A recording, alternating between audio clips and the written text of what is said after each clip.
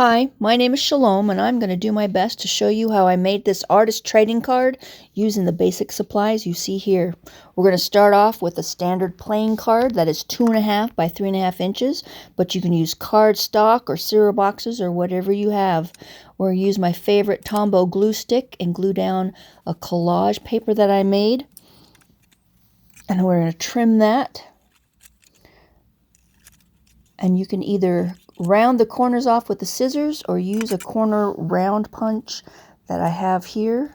Then with all those little pieces of paper that are difficult for some of us to pick up, I have a little lint roller that I like to use to clean that up. And we'll get ready for some ink smooshing. Starting with chip sapphire, I'm going to use my Distress Oxides, but you can use any dye ink or even just watercolor paints. They'll work the same way. You just need a non-porous surface like the silicone mat that I'm using or a glass mat, or you can go the opposite direction and use an acrylic block, smoosh it down onto the paper instead of the paper into the ink. You can also use plastic packaging. Then I'm going to be using some faded jean, although just the one blue probably would have been fine. I'm spritzing it with water in case you were wondering what I was spraying it with. Now we're doing vintage photo. I wanted to make sure we had a little brown still in there for a vintage look.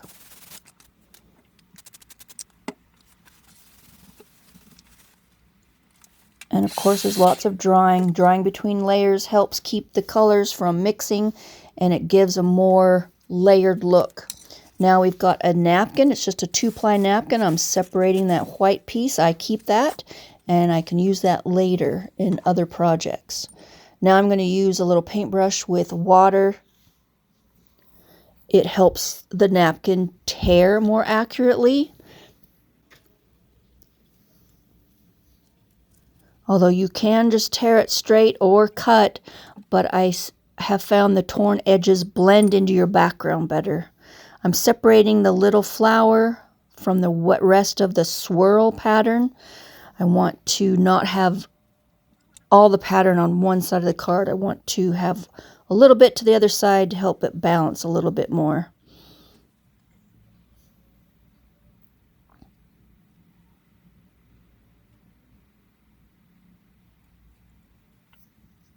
And once I figure out where I want to place it, I will get out my matte gel medium, although you can use Mod Podge or other PVA glue. I just really like the matte gel medium.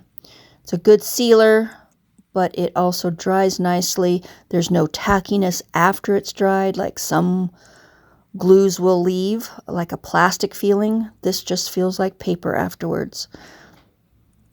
And I like to use my fingers, even though I can't stand them getting messy and sticky. I still will do it because you can feel the bubbles, you can feel the wrinkles, and you can just do a better job sometimes. So we're going to let that dry. I'm cleaning up the glue. Now we'll give it a little dry.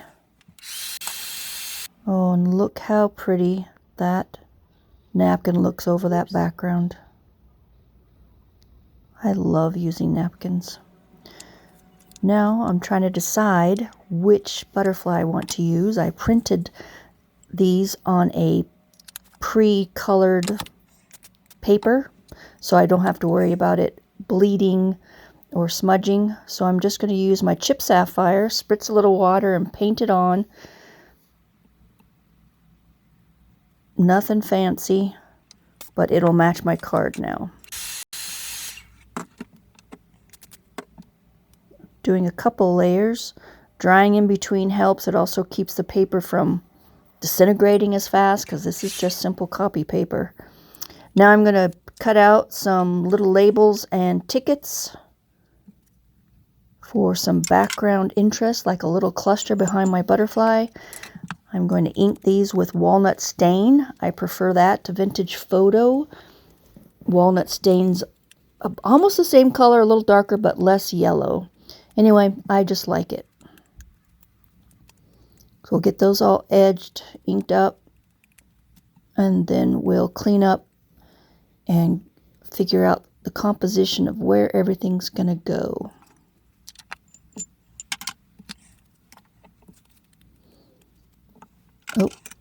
I guess the card is dry now, so I'm going to trim off the little excess napkin that was hanging over the edges.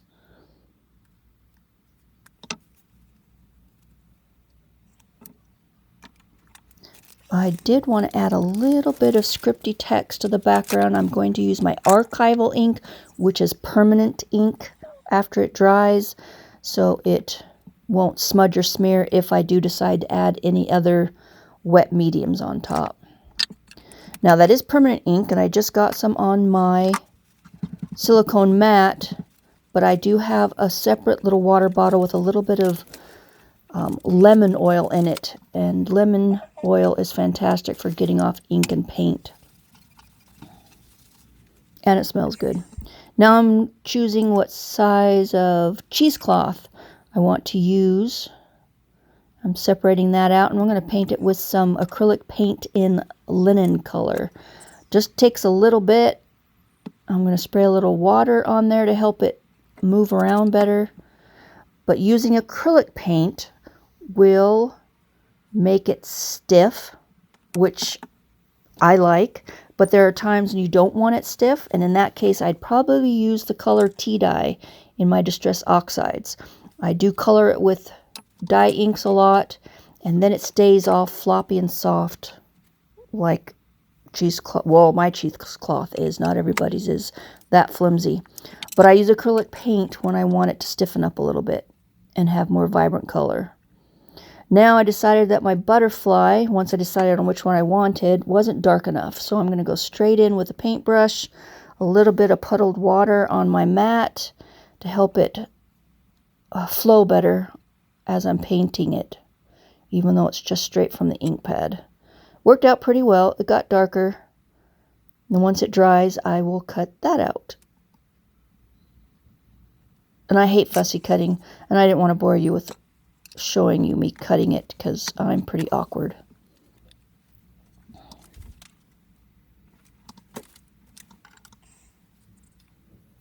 I am going to use just a little Sharpie marker and darken up that body.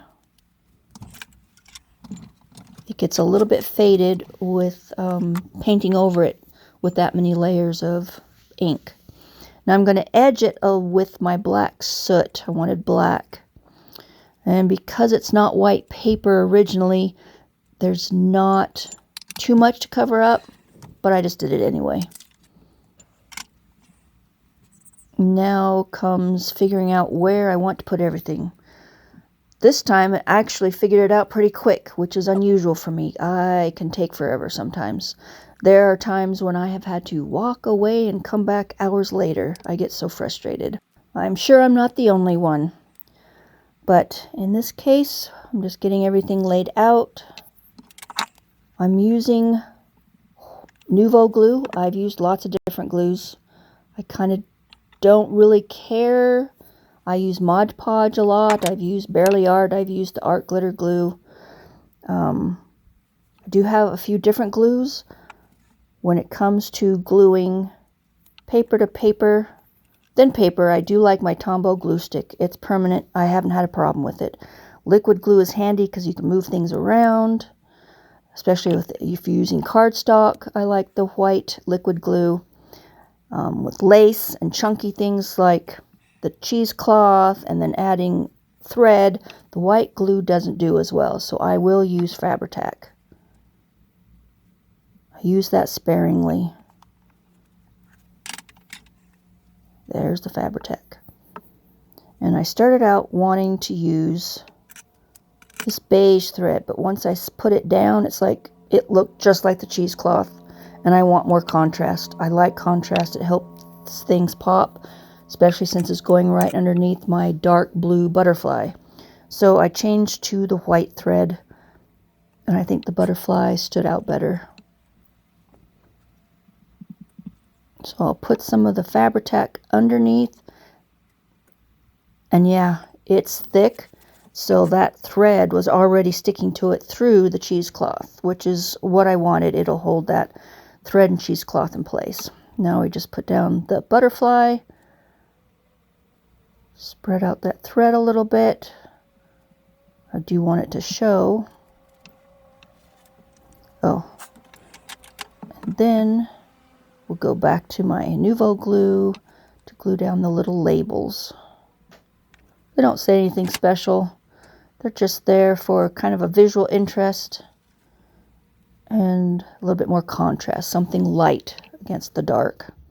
Then when I raised it up towards the camera, it was also close to my face, I realized I forgot to ink the edges.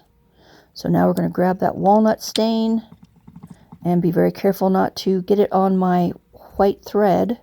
This is one of the reasons why I usually do it before I add the focal point. But it turned out okay. After I applied the brown edging, I grabbed my black soot and added a thinner black line all around the edges. And I love adding that black. It makes it more dramatic and so finished. And I love how this turned out. I hope you do too.